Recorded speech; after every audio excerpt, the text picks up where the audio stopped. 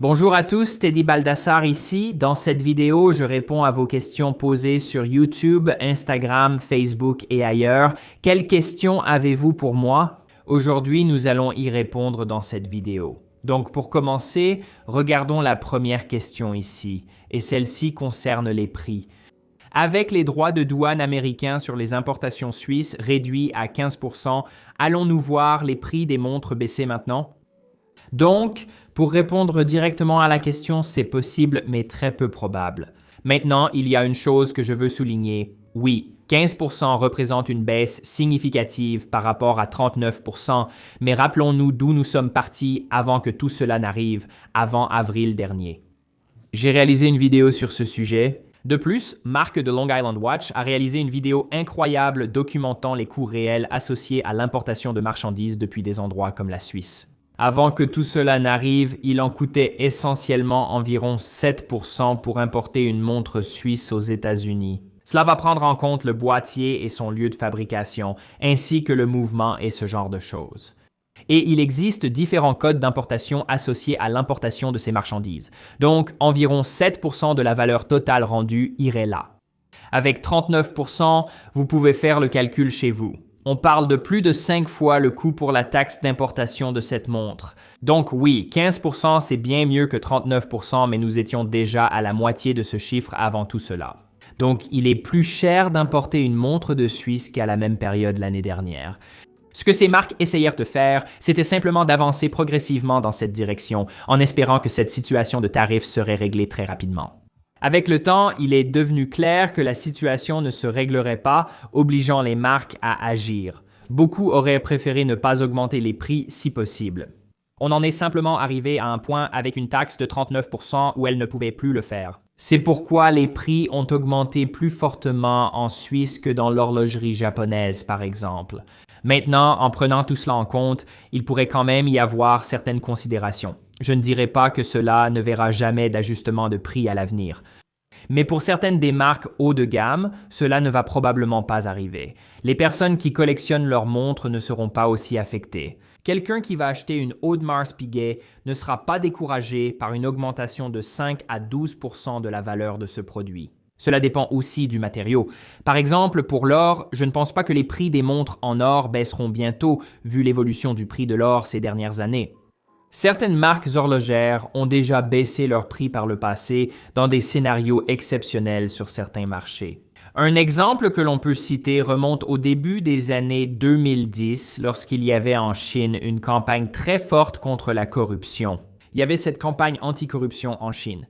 Quand j'en ai entendu parler, j'ai trouvé cette étude de cas intéressante, car offrir des montres et d'autres produits de luxe faisait partie de la culture. Mais cela arrivait beaucoup moins souvent à cause de la campagne anticorruption du gouvernement. Donc, ce que certaines marques faisaient, c'était en fait baisser les prix sur ce marché pour essayer de stimuler un peu plus d'activité commerciale. Et puis, vers 2020, tout un nouveau paysage d'achat de montres a été créé. Et à cause de certaines augmentations de prix qui ont eu lieu pendant cette période, on a vu certaines marques discrètement baisser certains de leurs prix dans les années suivantes, en 2023, 2024, lorsque certaines avaient dépassé les prix après cette frénésie qui avait lieu à ce moment-là. Mais si cela se produit, ce sera mineur. Cela se fera sans grande annonce. Mais très probablement pour beaucoup de marques, elles ne vont pas baisser les prix parce que cette augmentation de prix était surtout destinée à se donner du temps jusqu'à ce qu'un accord soit trouvé sur les tarifs douaniers. Souvenez-vous du point de départ. Souvenez-vous d'où cela a abouti. 15% reste nettement plus élevé qu'il y a environ un an à la même période. Je ne dirais pas que c'est totalement exclu pour certaines marques, mais c'est très improbable. Nous sommes juste au tournant de l'année. Et si vous voulez jeter un œil aux meilleures montres de 2025, notre équipe a réalisé un livre incroyable qui présente les 40 meilleures montres sélectionnées par notre équipe pour l'année 2025 en couvrant tous les segments de l'industrie. Nous y avons consacré beaucoup de temps. Je suis très fier de ce que notre équipe a accompli avec ce projet. Toutes les photos, la mise en page et le design de ce livre sont leur œuvre. Leur travail est incroyable. Tous les textes ont également été rédigés par notre équipe de rédacteurs qui ont uni leurs efforts pour réfléchir à ce qui constituait les meilleures montres de l'année. Et nous avons commencé par un livre numérique qui est ensuite devenu une version physique. Je ne sais pas au moment où j'enregistre cette vidéo, juste après les fêtes, si la version physique du livre sera disponible, mais une version e-book gratuite existe si vous souhaitez la consulter. Il y a un outil interactif visuel vraiment sympa où vous pouvez parcourir les différentes pages, voir toutes les mises en page de chaque montre, certaines des photos et réflexions de notre équipe. C'est intéressant. Le lien sera dans la description ci-dessous. Assurez-vous de ne rien avoir manqué en 2025 car il y a eu beaucoup de nouvelles sorties de montres tout au long de l'année. Donc, pour cette prochaine série de questions, j'en avais quelques-unes qui concernaient ce sujet, et en gros, la question est « Comment est-ce que je réparerais Breguet ?» Donc, Breguet en tant que marque, abordons peut-être pourquoi les gens pourraient poser cette question. Il y a cette association avec le nom Breguet. Breguet est sans aucun doute l'un des noms les plus importants de l'histoire de l'horlogerie, et sa position actuelle par rapport à la place qu'elle devrait occuper selon moi est en décalage. Et je pense que c'est une affirmation juste. Je pense même que le groupe Swatch serait d'accord avec cette affirmation également. Je pense que la première chose que je dirais si j'avais tous les leviers en main, c'est que cela fait partie du défi d'une marque comme Breguet. Et gérer cette haute horlogerie, si vous regardez d'autres exemples, c'est quand vous faites partie d'un grand groupe. Cela va créer des défis pour qu'une marque puisse fonctionner de manière indépendante et lui permettre d'être ce qu'elle doit être pour réussir sur le long terme. Lorsque vous faites partie d'un grand groupe, on va vous pousser à ne pas penser autant au long terme, mais plutôt à générer des profits dans une logique de résultats trimestriels, ce qui, à mon avis, n'est pas la meilleure façon de construire une marque. Et c'est pourquoi vous voyez beaucoup des grands noms en Suisse être désormais séparés des sociétés cotées en bourse. Et je pense que cela aide une marque. Donc, je pense que la première chose à considérer serait, pouvez-vous isoler Breguet pour qu'elle puisse simplement bien fonctionner sans avoir à viser une production plus importante et simplement lui permettre d'être une marque stable et saine? Donc, ce serait la première chose que je mentionnerais comme un point où nous devons peut-être rediriger les choses. Je pense vraiment que Breguet est désormais entre de meilleures mains, ou du moins en position de progresser. Ils ont remporté un grand prix au GPHG cette année. Gregory Kissling, rencontré chez Omega, est un dirigeant de marque et spécialiste produits exceptionnel, probablement l'un des meilleurs du secteur que j'ai connu. Je suis un grand fan de son travail et de ses compétences. Pour moi, c'est l'homme idéal pour ce poste. Il reste beaucoup à faire pour que Breguet soit reconnu à sa juste valeur comme l'une des marques les plus prestigieuses de l'industrie. Je voudrais évoquer brièvement quelques points pour donner un aperçu, notamment en comparant Breguet à d'autres marques indépendantes selon certains rapports. Et cette philosophie d'indépendance, ne pas appartenir à un groupe peut être bénéfique ou permettre d'isoler son activité sans être rattaché à un groupe. Consultez le rapport de Morgan Stanley et LuxConsult. Ils estiment qu'environ 7400 montres par an de Breguet seront vendues en 2024. Maintenant, des marques comme FP Journe, par exemple, ont réalisé 62% du chiffre d'affaires de Breguet tout en produisant 75% de montres en moins. Donc, un changement significatif à ce niveau, mais une position bien plus saine en termes de perception de la marque par les gens. On peut même regarder MB&F. 28% du chiffre d'affaires de Breguet, mais ils vendent un 20e du nombre de montres, et je pense que beaucoup de gens considèrent MB et F d'une manière très sélective. Ils vendent des centaines de montres par an, pas des milliers, et les gens continuent de les tenir en haute estime. Ne pas forcer la croissance d'une marque peut être préférable à long terme. Prenons l'exemple de Lange, une marque du groupe Richemont. Une idée similaire, sans doute le meilleur exemple d'une structure de groupe et de son fonctionnement. Ils ne sont pas parfaits dans leur gestion, mais je pense qu'ils font mieux. Un autre point important, cette marque a été relancée il y a seulement 30 ans, et lors de ce retour, il y a environ 5600 unités estimées en 2024.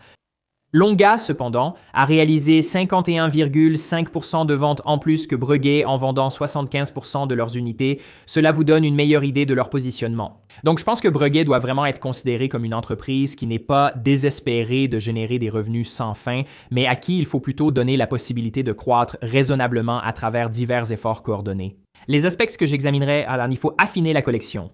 Il y a tout simplement beaucoup trop de montres chez Breguet, surtout dans la collection classique. Si vous vous concentrez comme avec la nouvelle pièce d'abonnement, c'était phénoménal. Il en faut plus et il faut que les gens sachent sur quoi se concentrer. Si vous vous dispersez et essayez de créer autant de montres que possible ou simplement trop de montres avec trop de références, cela va devenir confus pour une marque de ce niveau. Il faut que ce soit cohérent et il faut attirer l'attention sur ce qui compte vraiment.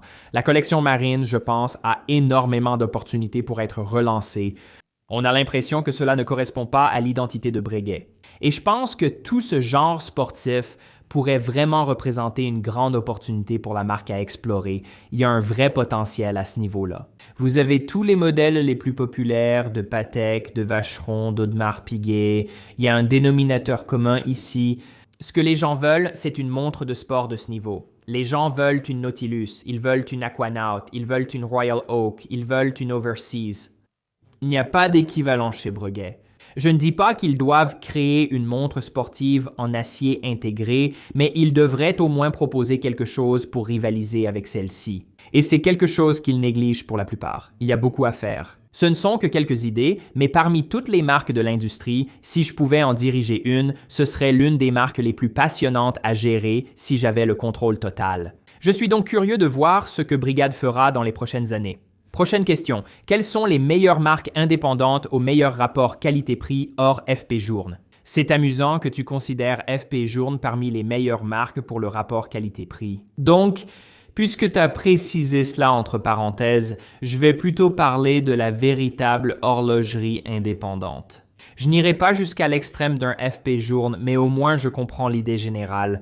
On cherche probablement un maître horloger à la tête, une sorte de savoir-faire artisanal et un concept qui se retrouve dans la forme finale de la montre. Donc je vais juste évoquer quelques points. Si vous cherchez autour de 10 000 $, il y a une variété de marques que vous pouvez considérer. Je pense que la première qui me vient à l'esprit est Habring 2 Richard Marie Habring. Ce que cette marque fait en termes de rapport qualité-prix est vraiment impressionnant. Et puis, en plus de cela, il y a un lien intéressant avec, vous savez, son passage chez Richemont, chez IWC, chez Longines dans les années 1990, où il a joué un rôle incroyablement important dans le développement de certains chronographes majeurs. Et il a apporté beaucoup de ce savoir-faire dans son travail chez Habring 2. Un autre que je mentionnerai est Stéphane Kodoka. J'ai fait une revue complète sur Kodoka en tant que marque. Beaucoup de choses intéressantes proviennent de ce niveau dans l'horlogerie allemande. Vous pouvez également mentionner Benzinger ici, qui fait beaucoup de choses intéressantes avec la gravure, le guilloché, la squelettisation des mouvements et ajouter aussi Dorian Blut. Donc, ce sont toutes des marques qui commencent peut-être juste en dessous de 10 000 $ et qui atteignent la fourchette des 15 000 $. Et je pense que ce qui est proposé a vraiment du sens ici. Une autre marque que je mentionnerai est Fleet Piccoli. J'aime vraiment ce que fait ce gars-là. Je l'ai découvert grâce à Swiss Watch Gang. Si vous ne connaissez pas la chaîne de Marco, il parle remarquablement bien d'horlogerie indépendante. Très passionné par le sujet, il en sait énormément. C'est donc là que j'ai découvert Piccoli et je pense que c'est un jeune gars. Il a moins de 30 ans et fait déjà des choses impressionnantes. Il a commencé à graver à la main des mouvements Unitas et à évoluer. On peut aussi voir l'horlogerie japonaise. Je pense que toute la scène indépendante japonaise s'est vraiment développée ces 5 à 10 dernières années. Atsuka Low-Tech, c'est une marque dont j'entends beaucoup parler en ce moment. Ces montres se vendent maintenant au-dessus du prix de détail, donc certaines personnes pourraient être découragées d'aller dans cette direction, mais cela reste une marque très intéressante, tant du point de vue stylistique que philosophique. Ensuite, il y a Chrono Tokyo, Hajime Asuoka, et ce qu'il fait dans le haut de gamme en rendant cela plus accessible tout en proposant au passage des montres fantastiques, ce serait un autre exemple. Et puis Aoyama Hida est une autre marque que j'aime personnellement. Ils produisent en très petite quantité, mais dans cette gamme de prix, autour de 20 000 $, on peut obtenir des montres vraiment incroyables à mon avis. Elles ne vont pas plaire à tout le monde, mais l'horlogerie indépendante japonaise est un domaine qui, selon moi, va continuer à se développer. Et ce n'est probablement pas mis suffisamment en avant par rapport à certains horlogers européens. Ce n'est qu'un aperçu du sujet, mais je voulais simplement présenter quelques marques qui attirent mon attention pour leur rapport qualité-prix et que, personnellement, je choisirais d'ajouter à ma collection. Prochaine question, vendre ma première montre, est-ce une erreur? Étant donné que j'ai un goût très différent maintenant de manière générale, même si vos goûts changent et j'ai peut-être un avis différent du vôtre à ce sujet. Je pense que vous devriez probablement garder votre première montre, même si elle est d'un style différent de ce que vous portez aujourd'hui. Si c'est juste une question de fonds disponibles, vous avez déjà beaucoup investi dans cette première montre et cet argent pourrait être mieux utilisé ailleurs. Je pourrais donc changer d'avis. Mais si c'était une montre peu coûteuse, elle ne pourra pas vraiment être réutilisée pour autre chose que vous souhaitez collectionner et cela ne fera pas une grande différence. Je pense que la connexion sentimentale à cette montre comptera plus pour vous que probablement l'argent que vous pourriez en tirer, à moins qu'il ne s'agisse d'une situation très extrême dont je n'ai pas le contexte. Je vous conseillerais de garder votre première montre. Je dis ça aussi en tant que personne qui a vendu beaucoup de montres au début de mon parcours. Je ne pense pas que c'était forcément une erreur, mais il y a des jours où je me dis que j'aimerais peut-être les avoir à nouveau. Beaucoup de choses dépendent des circonstances. Et à l'époque où je vendais des choses, cela avait tout simplement plus de sens financièrement pour moi, alors que j'essayais de faire de cette activité mon métier à plein temps. Mais cela fait simplement partie du passé et du parcours. Mais il y a ces moments où l'on regarde en arrière et où l'on aimerait avoir à nouveau ces montres. J'ai aussi offert certaines des montres au début de ma collection à des personnes qui comptent pour moi. Par exemple, mon frère a une montre.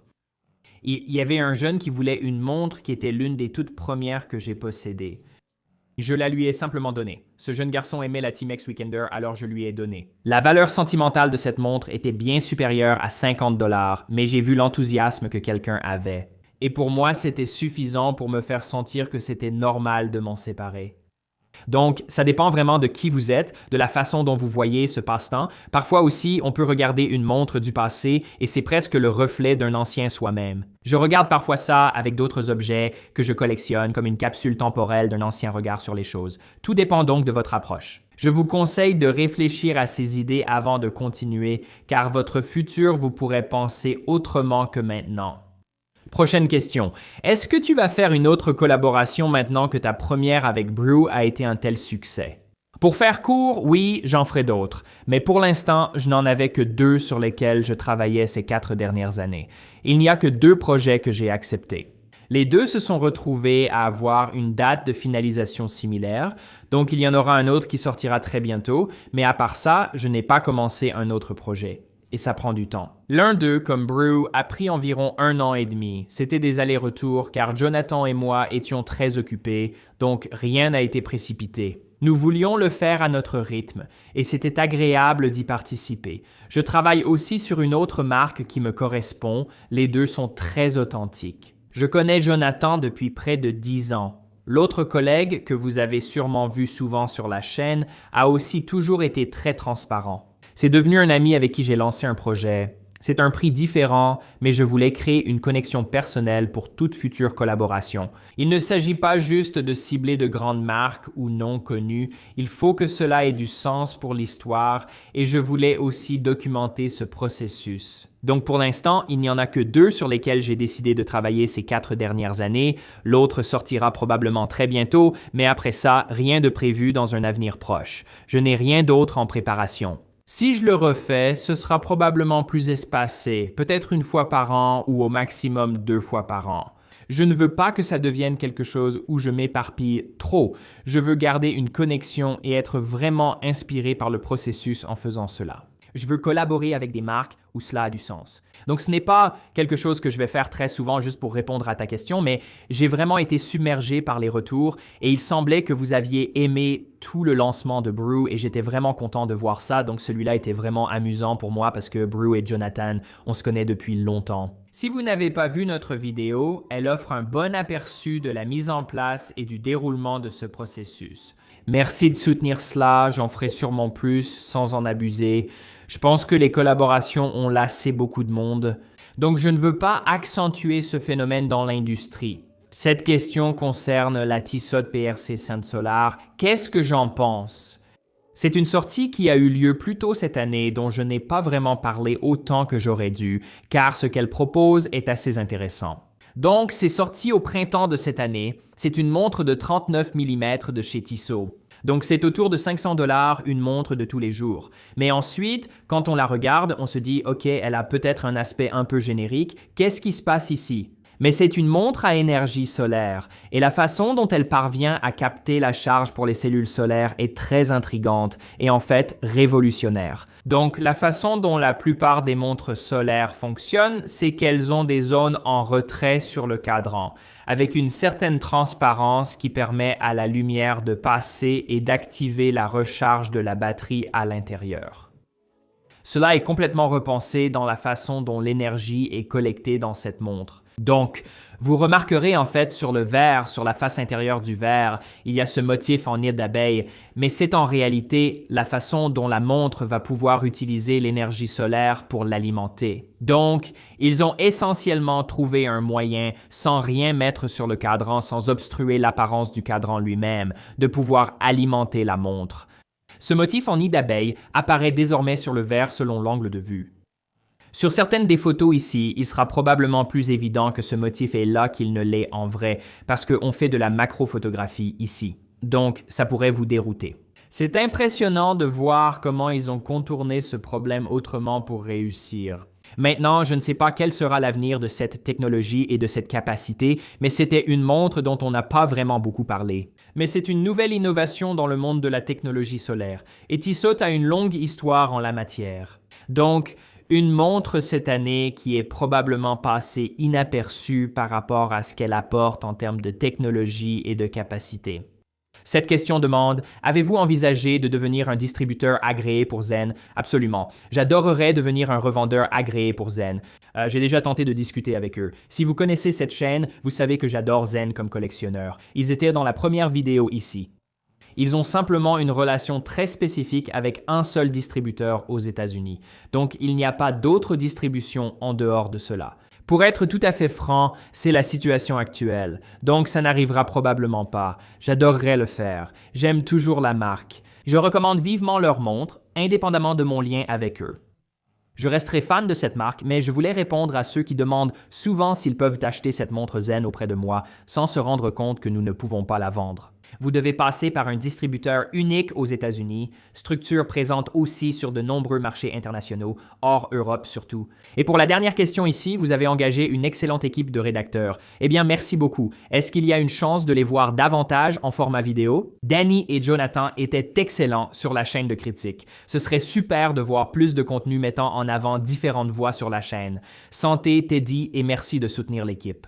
Donc, je pense vraiment que j'inclurai davantage l'équipe dans les contenus vidéo à l'avenir. Maintenant, ce qui est important pour moi, c'est de m'assurer que je vous donne ce que vous voulez. Et j'ai été très régulier avec le contenu. Je ne veux pas que cela change avec ma propre implication. Mais en impliquant plus de personnes, il y a une certaine limite où je ne peux pas produire davantage de contenu à moi seul, compte tenu du temps dont je dispose et de tout ce que je dois gérer. Au cours des 8 dernières années et surtout des 6 dernières années, chaque semaine, il y a eu 3 vidéos au long format, au minimum 2. Et puis, nous avons aussi ajouté des formats courts au programme, donc on tourne beaucoup de contenu et à un certain moment, il devient tout simplement plus difficile pour moi de tout faire moi-même. Maintenant, avec Jonathan et Danny qui rejoignent l'équipe, il y a eu des périodes où, avant leur arrivée, l'émission de critique ne publiait pas de vidéos pendant, vous savez, des semaines entières. On prenait simplement des semaines de pause. Désormais, d'autres personnes présentent les vidéos, ce qui nous permet d'en publier plus chaque semaine. Donc, si je fais venir plus de personnes pour participer aux vidéos, ce sera en plus de ce que je fais déjà et pour réaliser des initiatives encore plus audacieuses en matière de contenu. Ce ne serait pas par facilité ou pour essayer, vous savez, de bâcler les choses d'une quelconque manière, mais c'est en partie pour ça qu'on engage une équipe. C'est aussi pour cela que notre contenu écrit prospère et que nous publions autant de contenu. Nous avons pratiquement un article chaque jour, voire 2 articles par jour, chaque semaine sur notre site web. C'est donc quelque chose que je ne pourrais pas faire moi-même. Donc, il faut des personnes absolument incroyables pour faire ce travail. Vous savez, même des gens du site web comme, vous savez, Aaron, DC, Bilal, Mark, Blake. De nombreux noms pourraient être cités, tous membres de l'équipe qui nous permettent de fonctionner chaque jour. Donc, pour faire court, oui.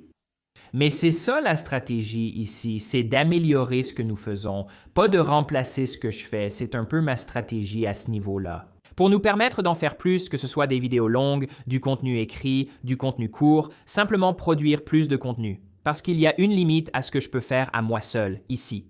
Bon, d'accord les gars, c'est tout pour cette vidéo et cette session de questions-réponses. Si ça vous a plu, mettez un pouce bleu, abonnez-vous, cliquez sur la cloche. Si vous voulez que l'on réponde à vos questions à l'avenir, assurez-vous d'être abonné ici. Nous publierons des choses sur la page communauté ainsi que sur Instagram, Facebook, X et tous les autres réseaux sociaux sur lesquels nous sommes actifs. Alors assurez-vous de nous suivre partout.